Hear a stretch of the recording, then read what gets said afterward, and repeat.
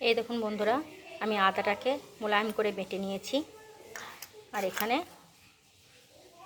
গোলমরিচটাকেও মোলায়েম করে বেটে নিয়েছি।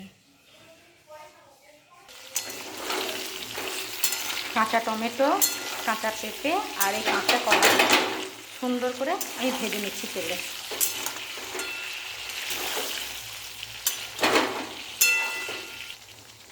কাঁচা টমেটোর এই দুর্দান্ত রেসিপির জন্য আমি নিয়ে নিয়েছি এখানে কাঁচা টমেটো, এই যে কাঁচা টমেটো আর কাঁচা পেঁপে আর কাঁচা কলা।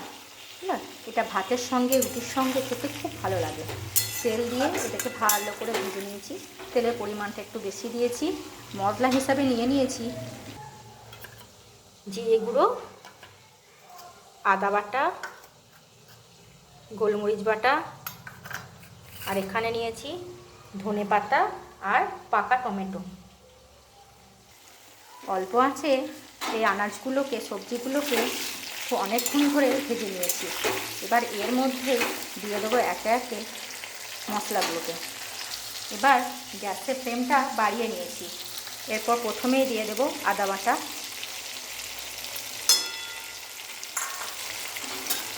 দিয়ে নাড়াচাড়া করে নেব।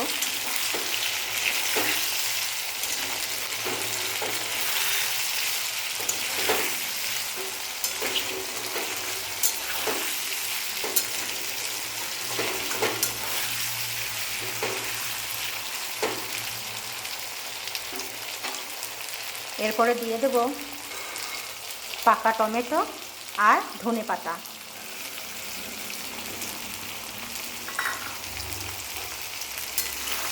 এটাকে নাড়াচাড়া করে নেব।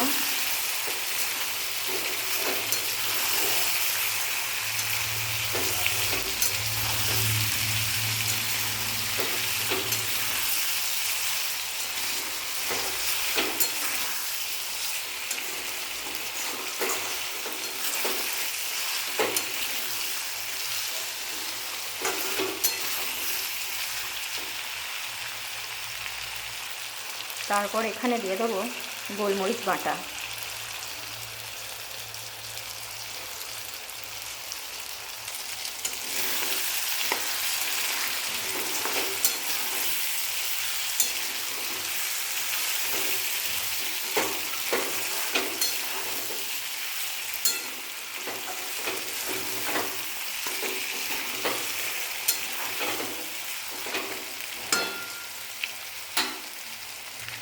এরপর দিয়ে দেব জিরে গুঁড়ো, যেটাকে আমি জল দিয়ে ভিজিয়ে রেখেছিলাম। জল দিয়ে ভিজালে জিরেটা তেতো লাগে না। তো তেলে ভালো করে ভাজবো।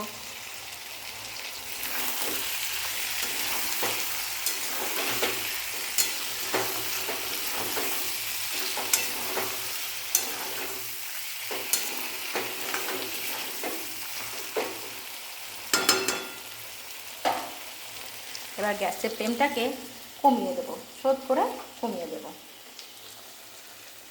এরপর দিয়ে দেব, এর মধ্যে দিয়ে দেবো হলুদ।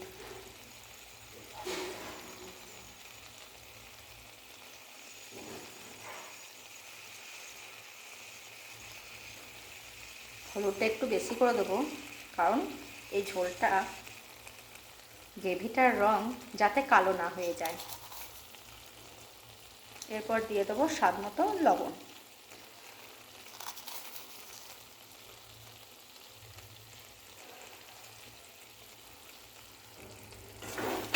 এবার মশলাগুলোকে ভালো করে নাড়াচাড়া করে নেব।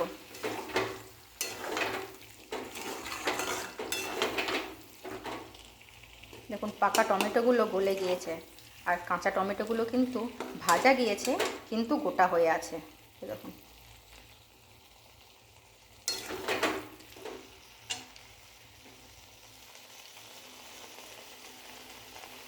এখানে দিয়ে দেবো সামান্য পরিমাণ সেই মশলা ধোয়া জলগুলো।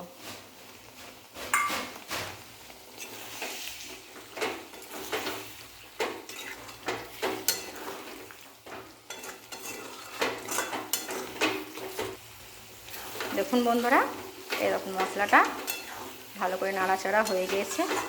এবার এর মধ্যে দিয়ে দেবো জল। এই সবজিগুলোকে কিন্তু আমি অল্প আঁচে অনেকক্ষণ ধরে ভেজে নিয়েছি। অত সময় তো ভিডিওতে দেখালে চলবে না।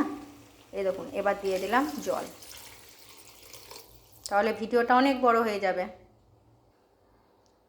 দেখুন বন্ধুরা, এবার গ্যাসের ফ্লেমটাকে বাড়িয়ে এটাকে ভালো করে নেড়ে নেব।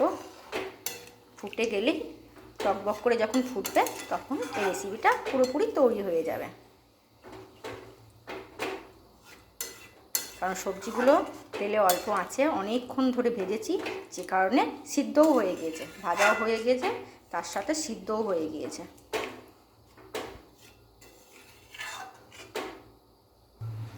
অনেকে ভাবেন কাঁচা টমেটো কি করব, আর হয় টক করব, না হলে ফেলে দেব। কাঁচা টমেটো তো অনেকে অনেক কিছু বানাতেও পারে না, আবার অনেকে আছে অনেক কিছু বানাতে পারে, হয়তো আমিও সেটা পারি না। এই দেখুন, এই রেসিপিটা না দারুণ লাগে। কাঁচা টমেটোগুলো সিদ্ধ হয়ে গোটা গোটা থাকবে, আর পাকা টমেটোটা গলে যাবে। কত সুন্দর রং বেরিয়েছে, এটা কিন্তু খুব সুন্দর খেতে হয়।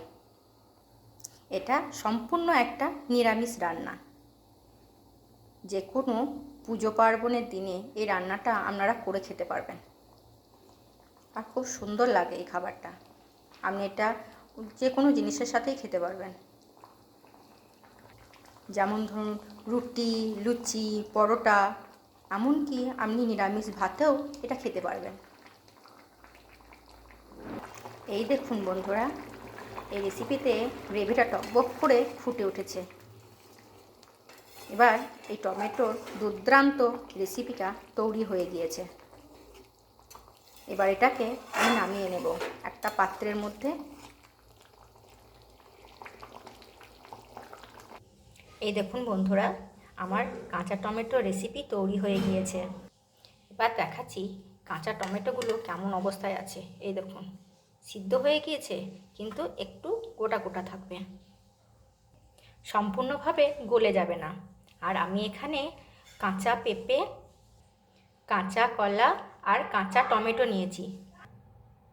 এই সবজিগুলোকে আমি সর্ষের তেলে ভেজে নিয়েছি। আপনারা চাইলে সাদা তেলেও ভাজতে পারেন, আর এর সঙ্গে আলুও দিতে পারেন। আমি আলু দিইনি, কারণ আমার স্বামী আলু পছন্দ করে না। বাই বন্ধুরা, আজকের ভিডিও এই পর্যন্তই। আপনারা সকলে ভালো থাকবেন, সুস্থ থাকবেন। বাই।